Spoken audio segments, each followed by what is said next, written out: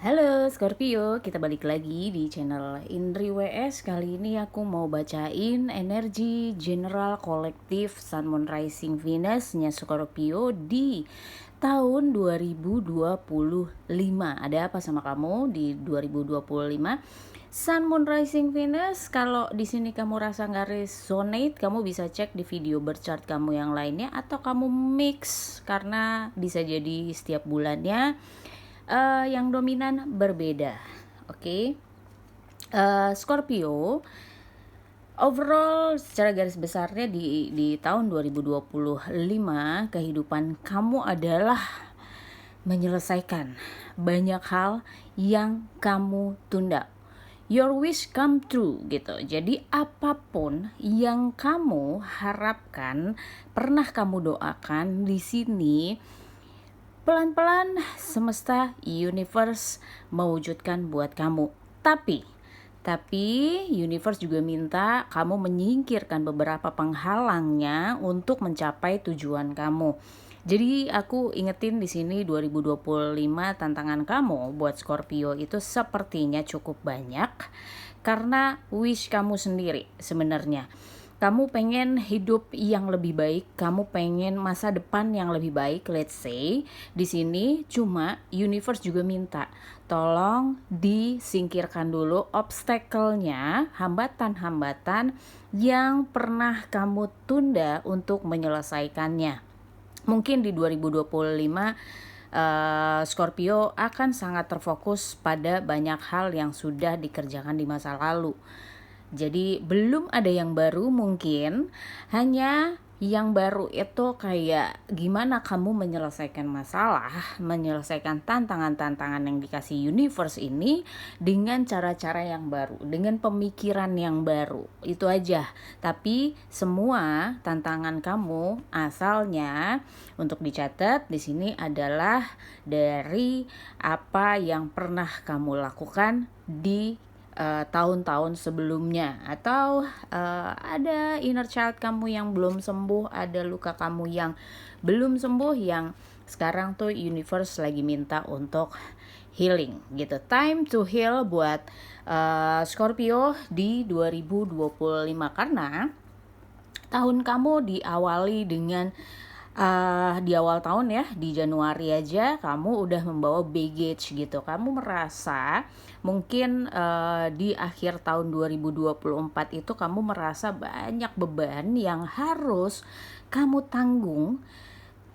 Dan di sini faktor eksternalnya, lingkungan kamu tuh banyak yang kamu anggap mengecewakan diri kamu, sampai kamu harus rasanya tuh menyeimbangkan diri, berkompromi dengan orang-orang di lingkungan kamu supaya kamunya nyaman. Jadi kamu bikin nyaman, kamu juga berusaha untuk tidak against mereka, untuk tidak melawan mereka terang-terangan misalnya, karena banyak yang bikin kamu kecewa atau banyak tuntutan yang diberikan ke kamu di awal tahun ini karena apa yang terjadi di 2022, 23 dan 24 menurut aku. Di sini aku lihat sebenarnya kamu banyak penundaan di tahun-tahun sebelumnya yang seharusnya sudah kamu pikirkan, sudah harus kamu jalankan, tapi tidak kamu lakukan. Jadi kayak semuanya dirapel, kamu harus selesaikan di tahun 2025. Diawali dengan banyak kekecewaan yang datang di kamu di bulan Januari, dan kamu struggling berusaha untuk kamunya bisa berdiri tegak, dan kamu juga tidak mengecewakan atau pelan-pelan kamu menyelesaikan. Karena di Februari aku justru melihat di sini kamu berusaha mengontrol diri kamu untuk diri kamu sendiri. Kamu berusaha banget mengontrol emosi kamu supaya apa? Kamu sadar kalau kamu emosional, kamu nggak berpikir lebih baik, itu kamu akan kehilangan banyak hal atau kehilangan semuanya. Jadi kamu berusaha banget untuk menstabilkan diri kamu di bulan Februari, karena tantangan itu akhirnya datang. Dan kamu sadar kok sebenarnya ini tuh yang gue tunda gitu. Ini yang dulu gue hindarin untuk gue selesaikan gitu ya, let's say. Jadi di sini banyak istilahnya orang-orang di lingkungan kamu yang akhirnya datang menagih janji kamu, atau dalam artian memberi beban untuk kamu. Untuk di pekerjaan mungkin pada akhirnya banyak orang-orang yang merasa kamu harus menyelesaikan apapun itu yang menjadi tanggung jawab kamu yang kamu tunda, atau di sini mungkin di pekerjaan kamu juga kamu diberikan memang tanggung jawab yang melebihi kapasitas kamu gitu. Jadi aku ngelihatnya kamu berusaha banget supaya semuanya bisa kehandle, atau kamu kehilangan banyak hal yang sudah kamu miliki. Ini stressful ya Scorpio. Januari, Februari aku berharap sih kamu cukup istirahat ya, nggak berpikir keras, karena di overall energinya, di generalnya aku ngelihatnya kamu memang diingatkan untuk surrender sebenarnya, bukan berpikir tapi mengikuti alurnya. Ini nggak gampang sih sebenarnya untuk Scorpio yang secara natural juga punya control issue gitu. Di bulan Maret aku ngelihatnya kamu berusaha memutuskan banyak hal yang terbaik. Ini aku tahu susah banget, karena apa yang kamu akan putuskan adalah menyangkut banyak hal, menyangkut banyak orang, dan di lingkungan kamu meminta kamu untuk menstabilkan atau mengharmonikan yang ada di luar diri kamu. Ini super gak gampang. Jadi aku ngelihatnya tantangan kamu dari Januari, Februari sampai Maret ini aku ngelihatnya luar biasa, karena bukan hanya untuk diri kamu tapi untuk banyak orang. Di bulan April aku ngelihat di sini kamu mulai cooling down, mulai calm down, karena kamu lebih banyak melihat atau merefleksikan diri di sini tentang diri kamu. Dan di sini di bulan April pelan-pelan pencerahan tuh mulai muncul, atau chaos yang terjadi dari bulan Januari itu udah mulai rapi. Ini perjuangan kamu dari Februari sampai Maret untuk bikin semuanya jadi organized. Ini udah mulai rapi. Mana yang rusak kamu buang, mana yang masih bagus masih bisa diusahain, akhirnya kamu ambil dan kamu menentukan skala prioritasnya kamu di sini, apa yang duluan harus kamu urusin. Apa yang duluan itu akhirnya kamu ngelihat dari apa yang sudah terjadi di eksternalnya kamu, di lingkungannya kamu. Jadi kamu mempertimbangkan dua hal di dalam dan diri kamu, karena kamu udah mulai bisa melihat jalan terang untuk maju ke depan. Bulan Mei aku di sini melihatnya kamu masih punya banyak beban, tapi universe membantu, sangat membantu di bulan Mei, karena ada hal-hal yang buat kamu sih amaze ya gitu, kayak keajaiban-keajaiban yang datang, orang-orang yang support di sini, support kamu, tahu nih kelelahannya kamu, tahu perjuangannya kamu, strugglingnya kamu seperti apa, beban yang diberikan ke kamu seperti apa. Banyak yang akhirnya datang untuk support kamu. Support system kamu sudah mulai terbentuk, dan perubahan ini ada beberapa hal yang menurut kamu di luar dari pemikiran kamu awalnya.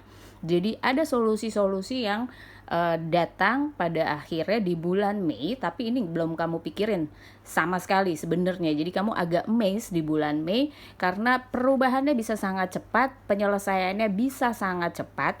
Tapi di bulan Juni aku melihatnya kamu juga masih harus mengontrol diri kamu sendiri, supaya dalam artian kamu di sini banyak kelelahan sebelumnya, di bulan-bulan sebelumnya kamu banyak kelelahan dan kamu sebenarnya butuh bantuan tapi nggak tahu gimana caranya.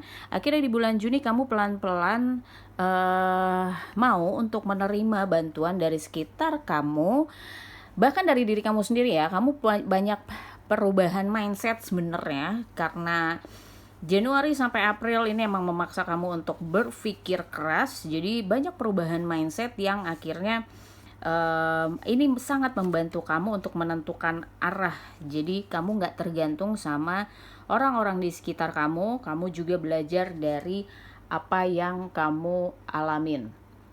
Aku ngelihatnya di sini kamu akhirnya meneruskan di bulan Mei, menarik banyak hal baik di bulan Juni.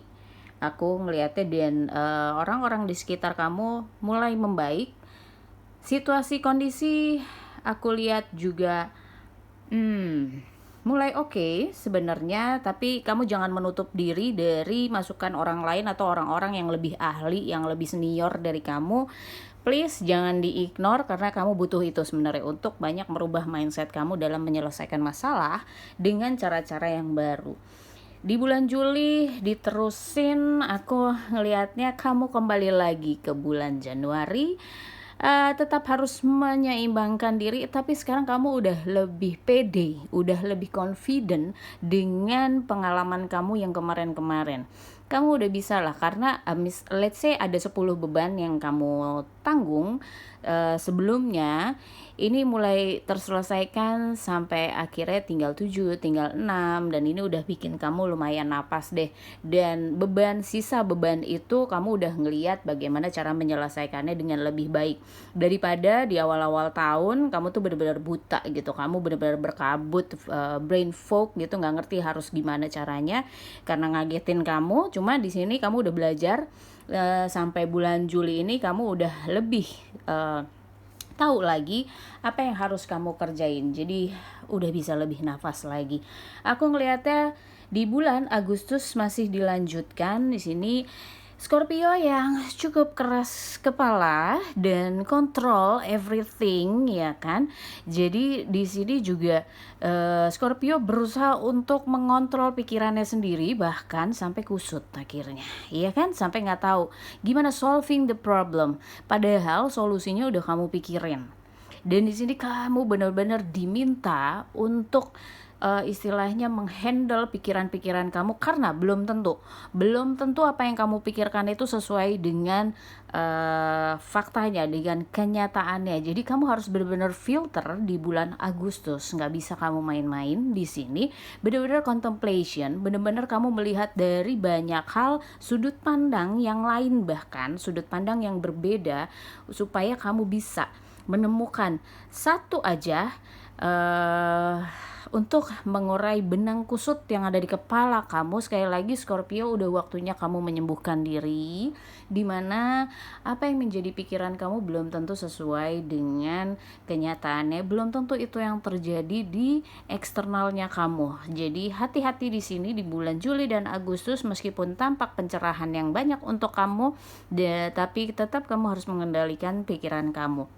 Di bulan September aku ngelihatnya kamu udah lebih confident, udah lebih oke sebenarnya, bisa menghandle perasaan kamu meskipun kayak kamu tuh waspada gitu loh, nggak terus terima masukan apapun itu gitu, tapi tetap ada nettingnya, tetap ada waspadanya. It's okay di sini, okay, kamu netting karena untuk kewaspadaan diri kamu, tapi di eksternalnya kamu, di lingkungannya kamu menjanjikan sebuah kestabilan dan kamu bisa memulai sesuatu yang baru, entah project baru atau cara-cara baru yang pada akhirnya kamu bisa terapkan. Kamu bulan-bulan sebelumnya kamu cuma bisa merencanakan dan istilahnya uji coba teori kamu, cara pandang kamu, tapi di bulan September kamu bisa menerapkannya. Dan aku ngeliat kamu banyak belajar dari masa lalu, banyak belajar dari kesalahan, sampai akhirnya kamu bisa mengorganize lagi hidup kamu, bahkan pekerjaan kamu, relationshipnya kamu, apapun itu